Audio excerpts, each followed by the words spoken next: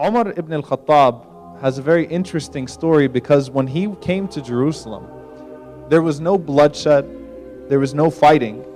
In fact, Jerusalem was in such turmoil that the leaders welcomed his coming and welcomed becoming part of the Islamic Empire, and this is something that's well documented. But they told, because it was tradition that the Khalifa would stay in Medina, the stronghold, he should not leave his city. They told Abu Ubaidah Jarrah, they said that we will not give the keys to the city except for your leader. We will only give it to him. So he's got to come and he's got to take the keys himself. And so basically what we find is that Heraclius organized a welcoming ceremony for Umar bin Khatab to be handed the keys of Jerusalem. He invited the Patriarch of Rome as well as the Bishop of Jerusalem. In fact, leaders from the Jewish community were there, ambassadors from all over the world were there, and he spread out for Umar bin Khattab a red carpet that spanned over 2 kilometers long. So it was a long red carpet. You can imagine. When he just starts making his way there, he's going to already be stepping on a red carpet to show him a good welcome, and to, because they heard of his justice, and to truly give him royal treatment. And also beforehand, they also invited for the 2 leading Muslim generals, Abu Ubaidah al-Jarrah and Amr bin al-As radiyallahu ta'ala anhu, to be in attendance when Umar bin al-Khattab comes. So back then you didn't have first class, seating or anything like that, but I'm sure they sent them some first class horses or first class camels. They took care of them. They furnished their stay in Jerusalem. They even provided them garments. So there was a special type of garment that you needed to wear at this historic ceremony of handing the keys of Jerusalem over to Umar ibn al-Khattab. Now Umar ibn al-Khattab, if you read about him, and by the way, he's the 52nd most influential man in world history according to Michael Hartman.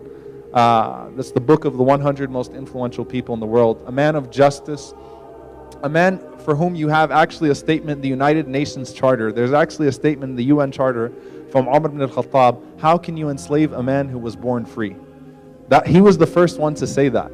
So he's a man whose justice is well known, who history has been kind to. And Umar ibn al-Khattab was a person of much simplicity. Big, huge man, okay?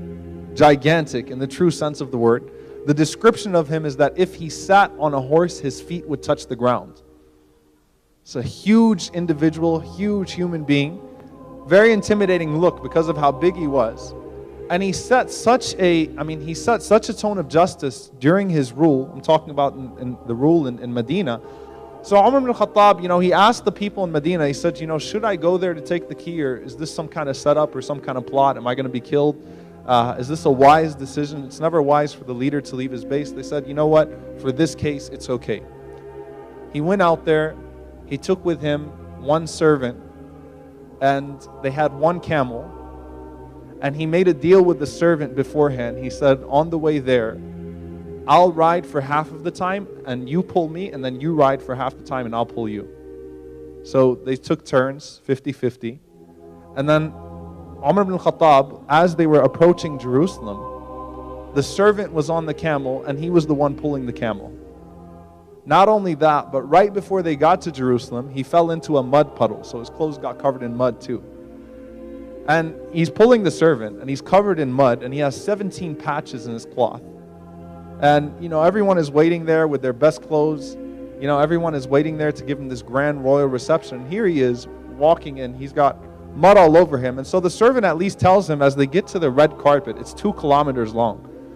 He says, I think we should switch now. Umar ibn al-Khattab said a deal is a deal. 50-50, it's still your turn. So, but, you're kind of going in to take over the greatest city in the world, No. You stay on the camel. We'll keep walking. Umar ibn al-Khattab comes walking with the camel, and the people are waiting, and the people are standing out, and they're waiting out their windows to see who this great leader is. And they see this man coming and running with a camel with dirt all over his clothes and 17 patches. So Abu Ubaidah and Amr, they were the 2 that were invited to be part of this reception. Abu Ubaidah, who himself was a very simplistic man but recognized the situation at this point, Abu Ubaidah, he gets upset with this. He goes and he walks out to Umar bin Khatab. He's like, I got to take care of some business with the leader before he comes and takes the key. And he says, you've embarrassed us. You've humiliated us. These people are all dressed nice. We want to, you've got to show that you're a strong leader. You've got to show your best clothes and things of that. You've embarrassed us. And Umar bin Khatab, he became upset. And he said, نَحْنُ قَوْمٌ أَعَزَّنَ اللَّهُ بِالْإِسْلَامِ. We were a people who God gave dignity through faith, through Islam. And if we seek honor and dignity and glory through any other means, we will surely be humiliated. Meaning, I'm not that superficial person I used to be. Omar was known before he became Muslim to be an extremely well-dressed, wealthy man. He was one of the few literates, few people that could read in his time. They didn't expect that from him.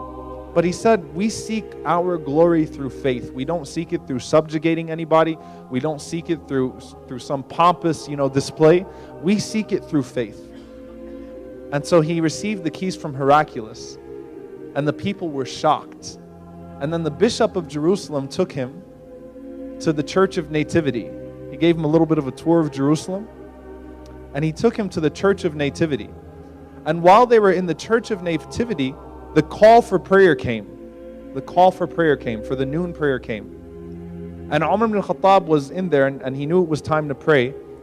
And the bishop of Jerusalem told him, he said, look, why don't you just go ahead and pray here? You're the leader. You don't have to go outside and pray. You can just pray here. It'll be an honor for us. And Umar bin Khattab, he said to him, he said, no. He said, because I'm afraid that Muslims will come generations later and claim this is a masjid, this is a mosque, because this is where I prayed. So he walked out of the church, he walked down the steps, and he prayed right there. And then lo and behold, 400 years later, they built a mosque there called Masjid Umar, the Mosque of Umar. So he was right. He knew how history works with these things. He didn't want people to claim that church as a mosque just because he prayed there. Not because it was impermissible or not because there was some theological objection to that. He just wanted to give the people their rights and their respect.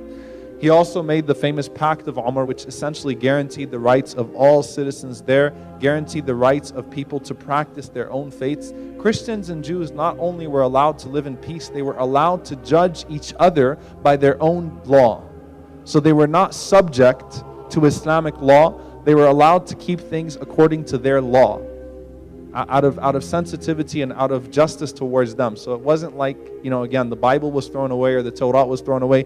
In fact, if a situation came to Umar in regards to a public act of lewdness or disobedience from a Christian or a Jew, he would consult the rabbis or the priests, and he would ask them if this was something that was allowed in their faith or not.